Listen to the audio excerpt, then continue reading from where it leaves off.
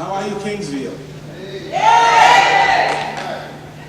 Let me say that I've spoken all over the world, but never in the life of Dennis and I have we felt so welcome by a group of beautiful people as we do right here in Kingsville.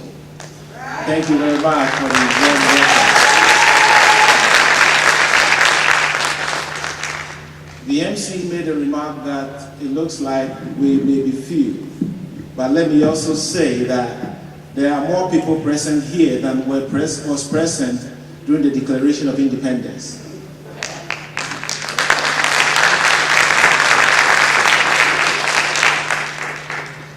Out of 13 colonies, the greatest nation on earth, the United States, was created. So it is not in numbers, it is the quality of the numbers that are present. And for that, I thank you very much.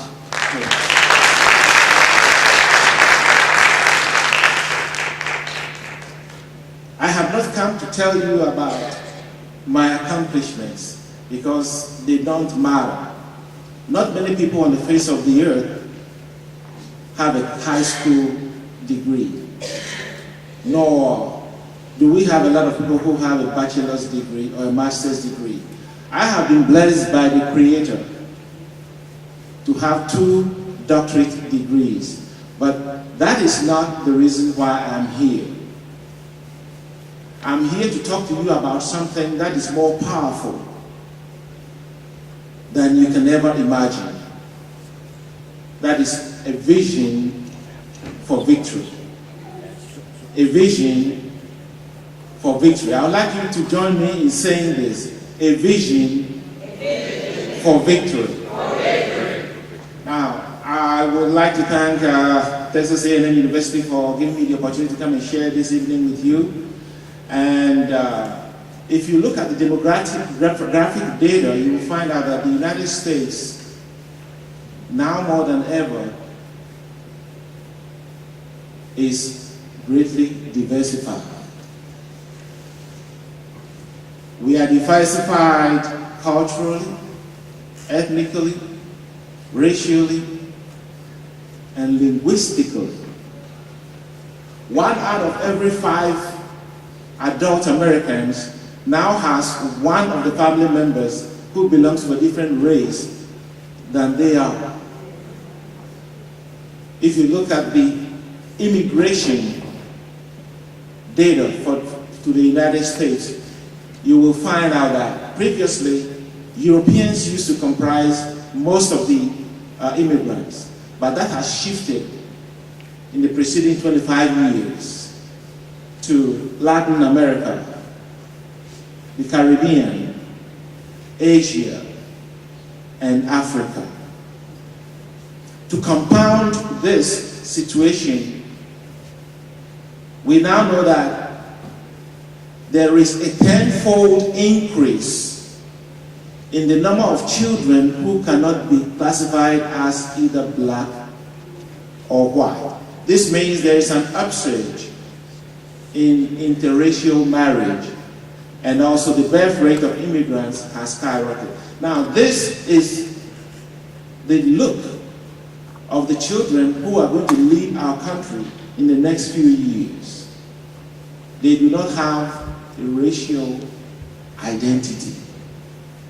Just think about that for a minute.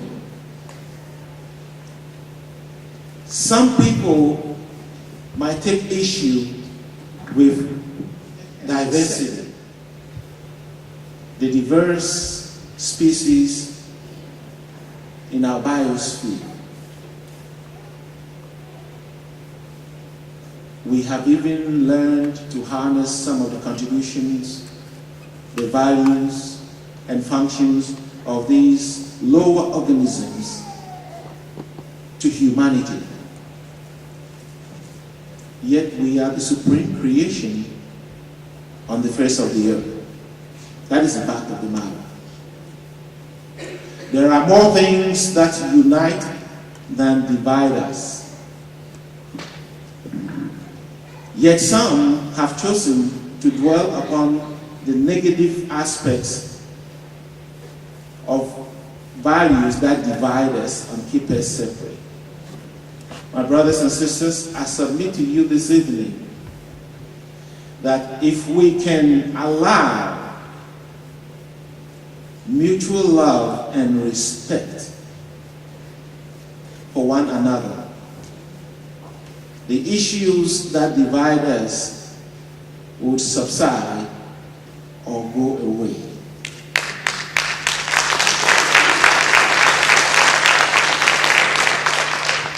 We must, however, remember that this does not come easy. It's something that we have to work at. But we can attain unity. We can realize the strength in our diversity if we learn how to repent, forgive, and love one another. If we do this, we will find out that we will be helping to create a harmonious environment, a level field in which the global community can play together in peace and harmony. This, I believe,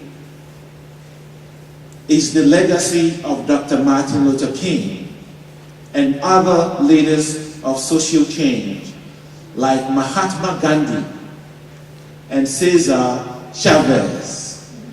These people led lives of sacrifice so that we might benefit from the examples that they left us, that they displayed to us. Martin Luther King did not live his life and offer his life so that black people will access preferred places. Martin Luther King lived and died so that all races might benefit from the power of unity.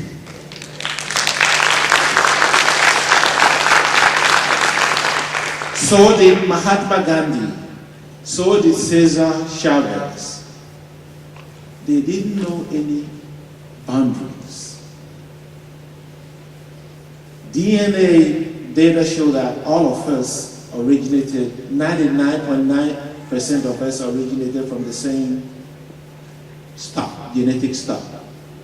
Yet we have not paid much attention to that. The spirit of Sankofa is intertwined with what our leaders who preceded us gave us: oneness, unity, mutual respect, and love. Sankofa means reaching back to your origins so that you can understand the purpose of your being. I would like to take you on a journey in the next few minutes to help you understand how diversity and the strength of the different ethnic groups of humanity have all contributed towards the betterment of society. Come with me on this journey. You don't have to worry about how to get there. I have been there. And I'm going to fly you. In the twinkling of an eye, I'm going to convert this auditorium into an aircraft. So now we are getting ready to take off. Are you ready to take off with me? Yes. So we've taken off and we're flying in the sky. We are cruising at an altitude of 35,000 feet. And we look down and see 4 rivers. One is called Gihon, the other one is called Pishon, the other one is called Tigris, and the other Euphrates rivers. This is the beginning of the Garden of Eden, but it doesn't stop there. We are circumnavigating the territory of Iraq, Ethiopia, and Let's look down there. We see Kenya. You see those clouds in the sky? They are the clouds that determine the weather of West Africa, from which the thunderstorms and hurricanes that affect the United States originate. Is there any wonder that the current president of the United States has roots in Kenya? Is there any wonder that the most devastating earthquakes, hurricanes that have affected us have followed the routes of the slave trade? Review this information for yourself and you will find out. We are now turning around and going to the Niger Delta and all the way up to Egypt. This is the Garden of Eden. And this is why there's so much wealth, gold, diamonds, oil in West Africa. Because these areas formed the boundaries of the Garden of Eden. The Garden of Eden was not a few square miles. It was a very large expanse of land. And oh, look at that man over there. His name is Adam. The term Adam means red or man. This means that the first human being that was placed on this earth was, if you allow me, a colored person.